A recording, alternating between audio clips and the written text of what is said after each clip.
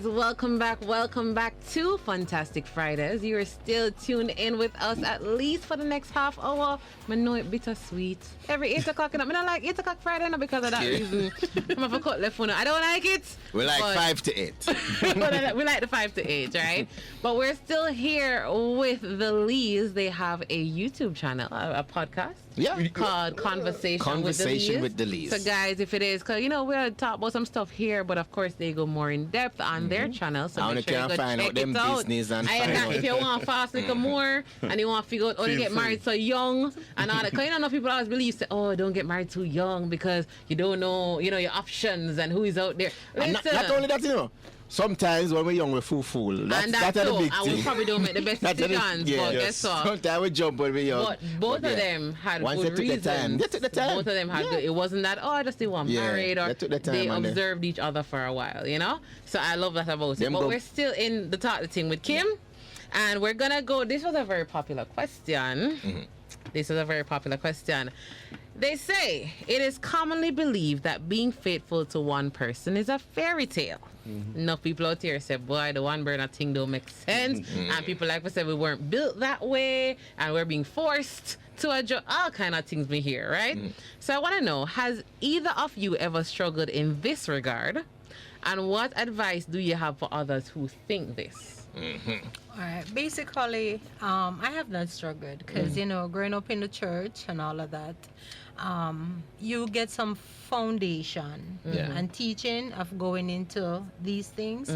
However, I do believe that there are persons who still grow up in the church and falter along the way in some of these. But no, I have not. And I think reason being because I believe that for me, loving Cordell, it's a choice. And because we were friends, and the more we get into the years, I'm learning to care more about his feelings and his needs. So because of that, I don't allow myself to open up in a particular way to others because I'm aware that it is possible. It's possible. And it's a beautiful question because sometimes you may talk with other people like places that have worked and that question was posed to me many, many times.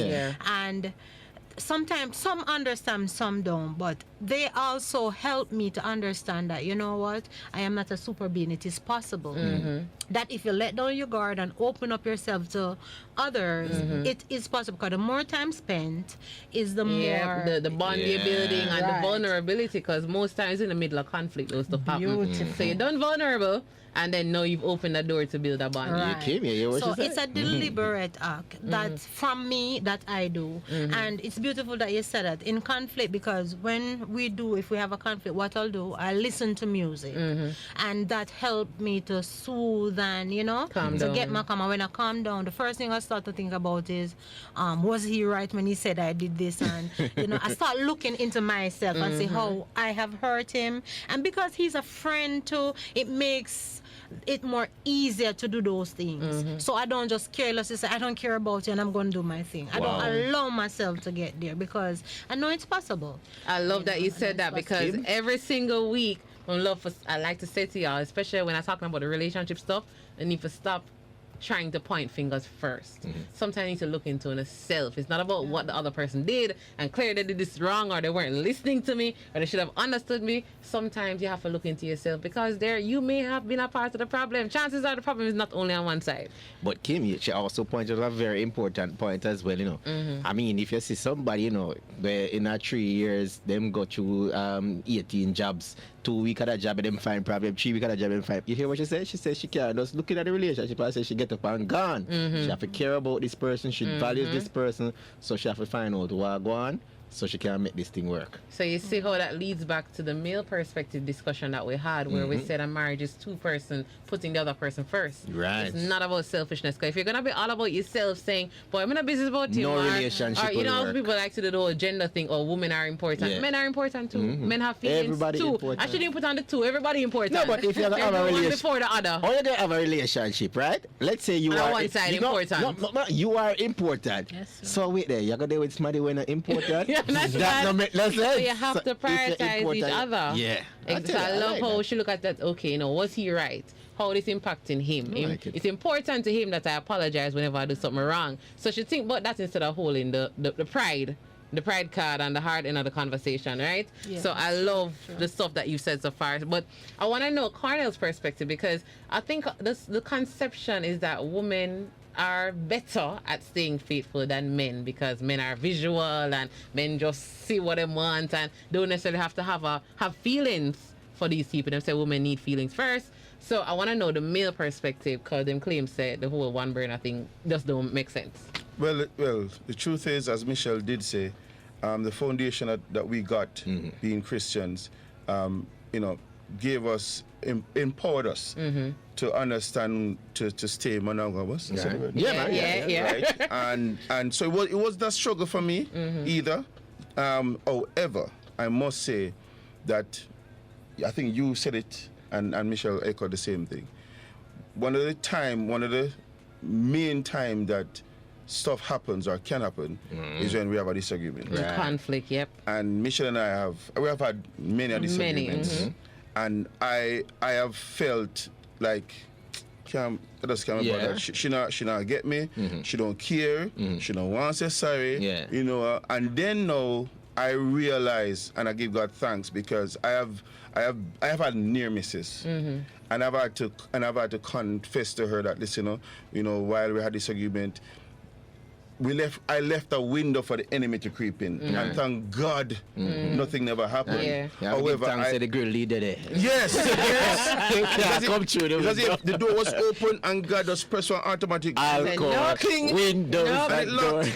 But in terms of my mental state, monogamy is brilliant for me. I have had, and I think I said it last time, but I've had elders, big men say to me, listen, the one back woman don't work. Right. That don't work, financial wise and emotional wise, because you're spreading yourself. There you go. And I remember how she and I, though we had, I mean, as I said, several disagreements, I've had to come to myself and realize that, listen, what I have is precious. Yeah. And when I listen to others talk, especially the men them, I say, no man, I'm not gonna leave. That's what I'm talking about. No. Yeah. And furthermore, I've had to say to them, because in defending my monogamous state, I said, brothers, I said to the man, I said, listen to me, when being single and una do funny thing, una have to call the girl and say, can I come over? And if you don't and if you over the yard and you hear the car pull up, you jump through the back gate.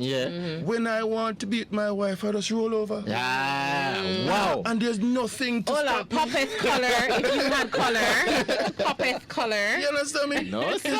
If the single guys think that having sex is more fun, or woman. No, not only that. If they think they're having fun in having sex because they have to make dates to make it happen, I can do it whenever I choose to, and in the freedom of my mind, freedom of everything. So there's no conscience bothering me about nothing, because it's all mine. If the gate I go hold on, I'm just say conscience not bothering because it's all mine. Yes. I love it.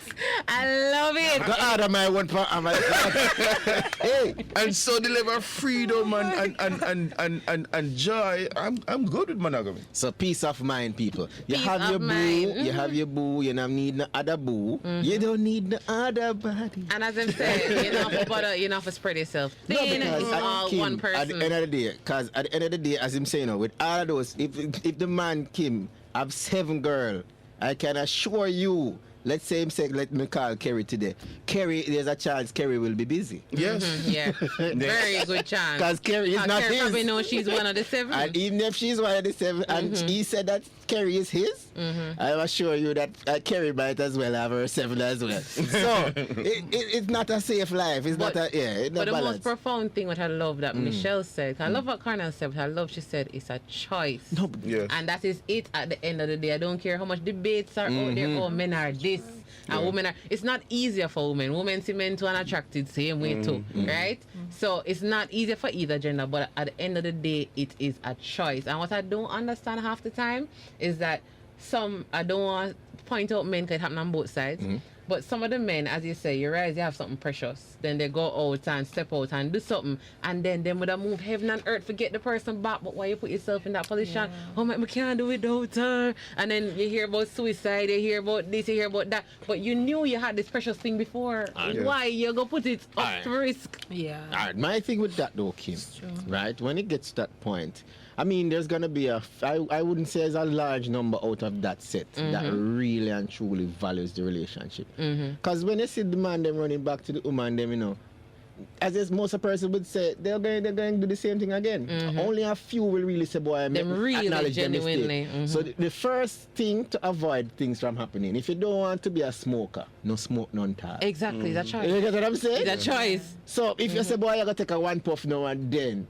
I can assure you you're more, you put yourself more in a position you're going to be a smoker. to become addicted to it. Yeah. So as Michelle said, she never want to open she the door. never want to even take a chance. Right there, this will open a window, grill dead. But she never want to open no window, no door. Just keep it and just know so she working with her one boo, and that is fine.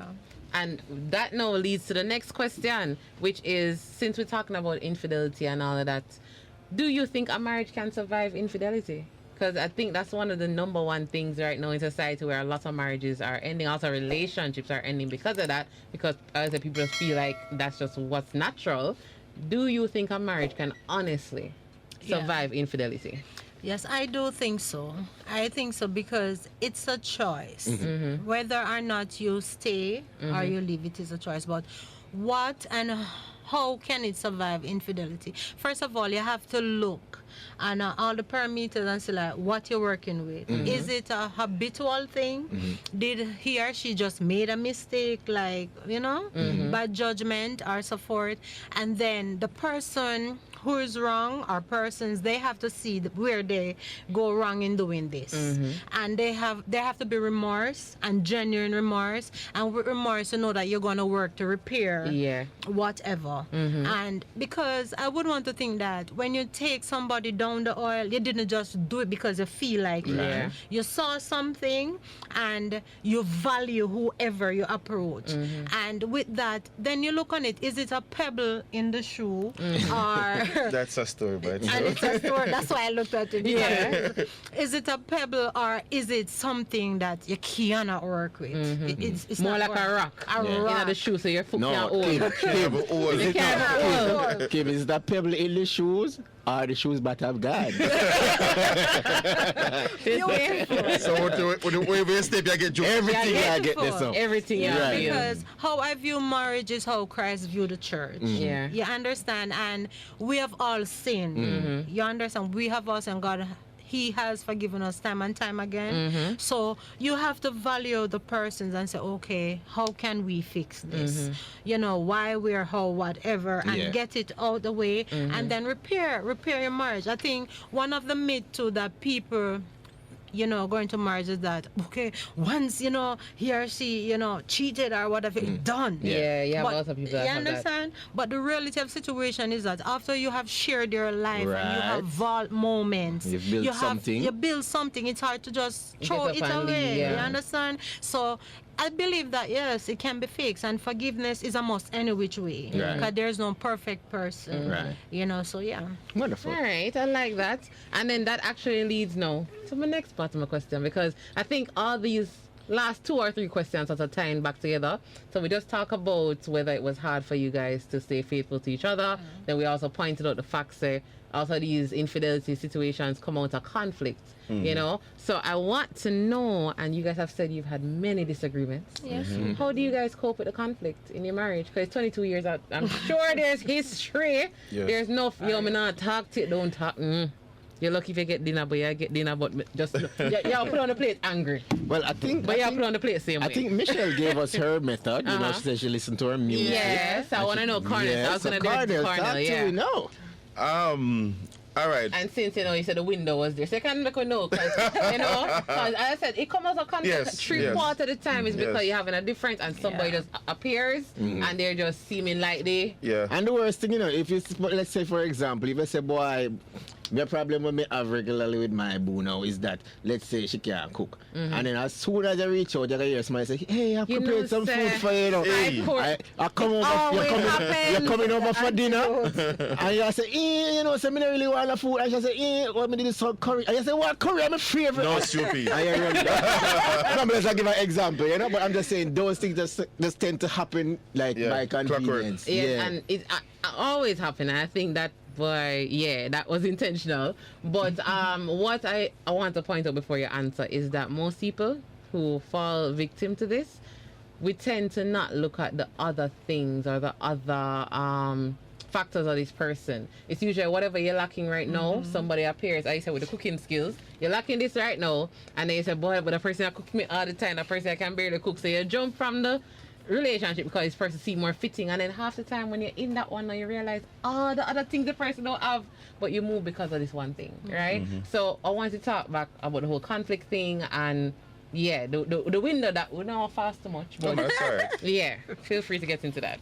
All right, so first and foremost, just to backtrack a little bit, I do believe marriage can survive infidelity. Okay, yeah. It's a matter of choice. It's a matter of also take into consideration, although the person who is guilty has to be genuine in their remorse, have to truly and truly repent, not just to God, but to the person, to their spouse, and start fresh again and start loving again.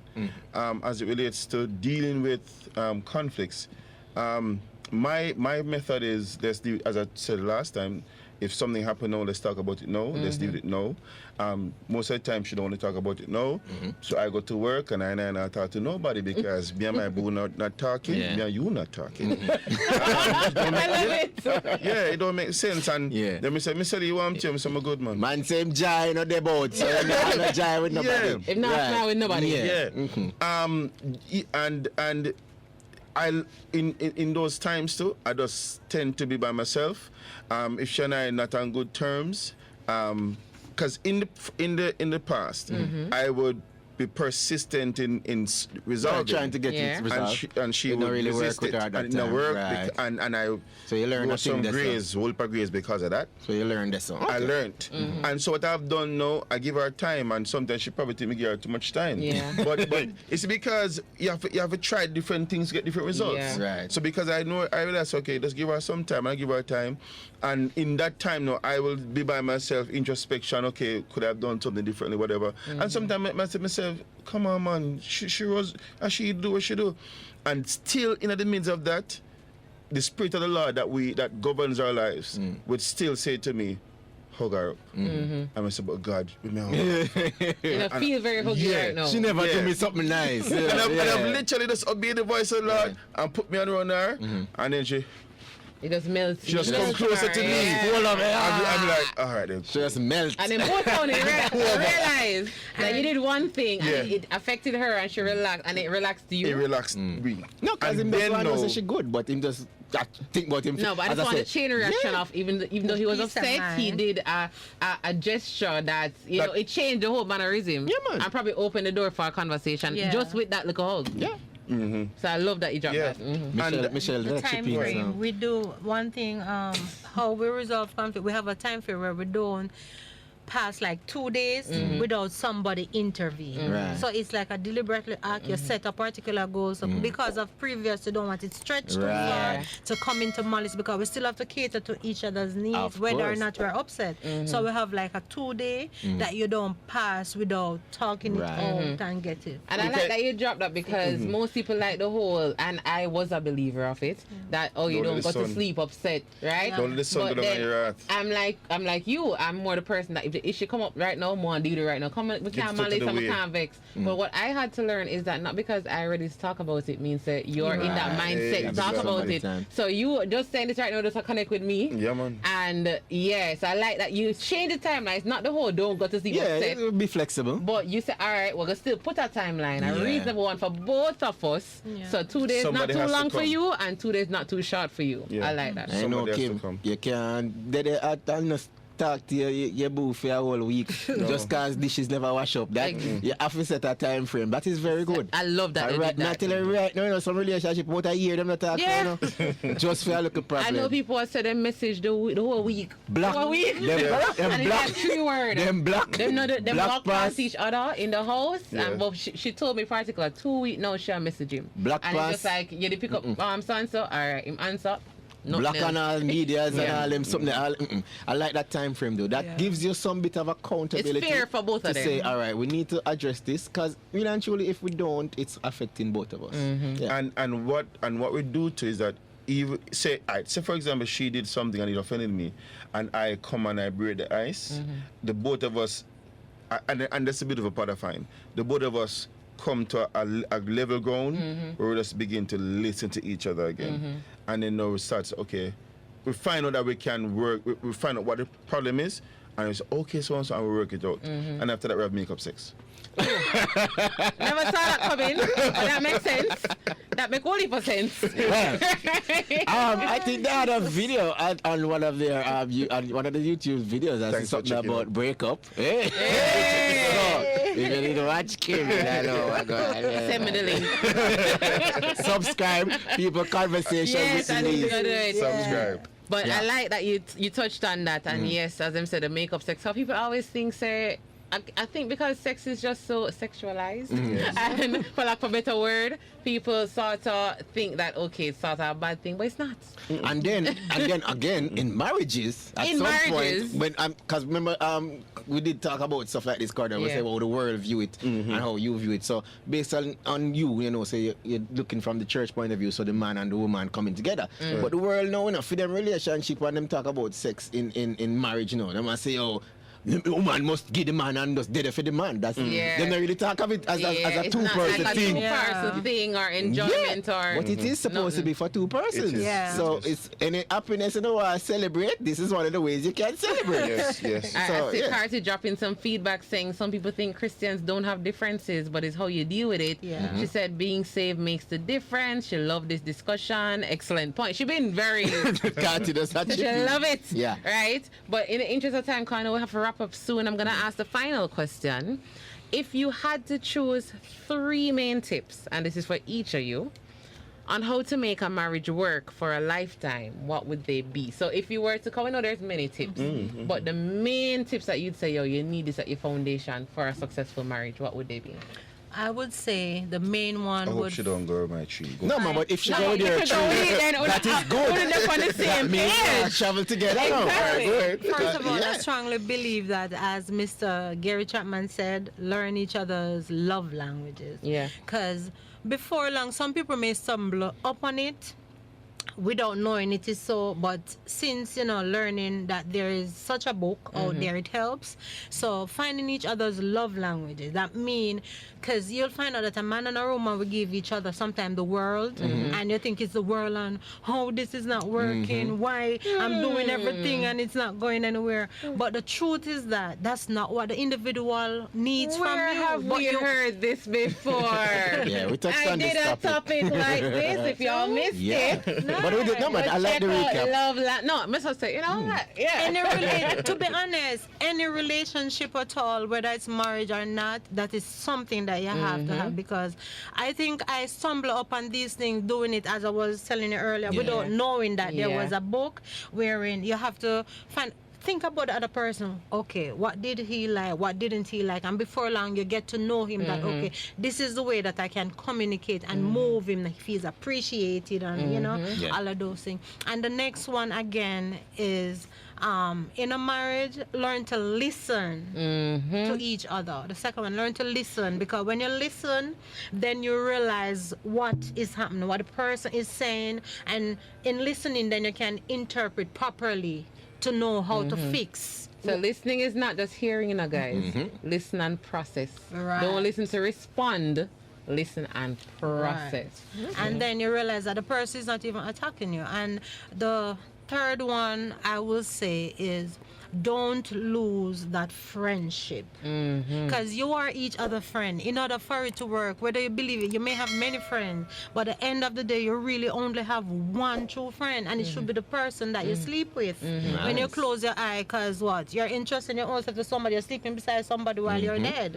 You know, so yeah. Wow. That's my I like that. Hey. I like that. Simple and to the point. I like it. No, and I always like that friendship thing because I always tell persons, you're not going to feel in love every day. It's every day not going to be like, oh my God, I love you. And wow, you're just amazing. You're not going to feel that every day. But if you realize in your friendships, you can go all weeks without talking. And when the talk is like no time, no pass. Yeah. So that's why relationships need that friendship at the core, because you need to have a best friend. Somebody just message you to the blue, have something to talk about, you know? All right, but I want to go to Cornell's main tips now. Let me start with the last one. Yeah. Stay friends. Yeah. Stay friends. So both of you are saying friendship. Stay friends. Don't take each other too seriously, in a sense that when laugh a lot. Yeah. Be willing to just make fun of at each other, make fun of yourself, and just laugh a lot. Enjoy each other. Enjoy each other. The third thing also is consider the other person as you'd want to consider yourself. In other words, and this encapsulates forgiveness. It encapsulates being willing to go the extra mile for the person. Wow. Yeah. Just and of course, be honest, be genuine at all times. I mean, it's best the person know where you're really there than to be wondering where you are, because that is going to build a wedge. So be honest, be genuine, and be willing to consider the person as you'd consider yourself. I love it. I love it. And one that we have forgotten that we spoke about many times is respect. Oh yes. Yeah, but that's it. That's gonna come in the feelings there. Yes. If you really and truly value the person, you have to respect them. I spoke to a married couple earlier as well. I just shared the questions with them, and they're like, listen, I already have two: respect and communication. Yeah. So you come right back. She's like, once you respect each other, everything else comes after. man. My quick question that came from one of the listeners: you guys you went to any marriage counselor, anything like that? Oh, in this year, going to make 22 years, we did, and we didn't went. It's actually a phone call. It was last year, and that's why I looked at him when I said pebble in the shoe. That came up in the session. That's what the counselor told us. Really? I've heard that you called me for this? Yeah, because you know, I said on a twin love. Yeah. On a twin love, you know. Okay. Your problem is that on a twin love, it's a pebble in the shoe. That's a little thing. A little simple thing, but I wasn't budging at the time, and he wasn't budging. Right, I get that. You know. So you guys, okay, because that's, I mean, sometimes we might need a little outside opinion, and that's what we want to check on. And person that just go out that road and just talk to Kerry and Jen, talk to your friend, and things said them have experience in a marriage. They tend to go to the person who go and get an answer them want to know. No, like me want to bring good, I know who forgot to. I want a sound advice. Me know who forgot to. You know, Kim? Them want to know how shirt feel, but I ask people when I wear a shirt. And you said the key thing, because when we weren't coming together and come to a conclusion of what we're upset about, we decided that we didn't want to talk with anyone particular within our circle or our church about in a relationship because problems. I think we're both friends, like with everybody, and we wanted an unbiased opinion. Yes. So we literally called somebody from a totally different branch that we didn't fellowship around. Right. So That's good. That's good. I love it. I love it. So I enjoyed this conversation, guys. That is it for another episode of Talk the Ting with Kim. We're here with the Lees. They have a channel, Conversations with the Lees. Please go check it out. Please go subscribe. I see y'all love the feedback over here. So go show some love over there. Yeah. And I'm sure that they have more topics that we have questions about. That's so go over there, go check it out. And I don't know, we might have to join back some because we have some questions and never answer. We're ready. Yes. But guys, thank you for staying tuned. It was fun having you. Please stay safe. We're going to see you next week, 5 p.m. till 8 p.m. every Friday. All right. So I want to say congrats to all our winners today. Thank you guys for tuning in. I hope you guys have a fantastic weekend. So we're going to bounce this one just to take us out. Cassie said thanks to this couple. Kati, go check it out. Conversations with the Lees. Pleasure was ours. Yes. I wanted it. Blah, blah, blah, talk, talk, talk.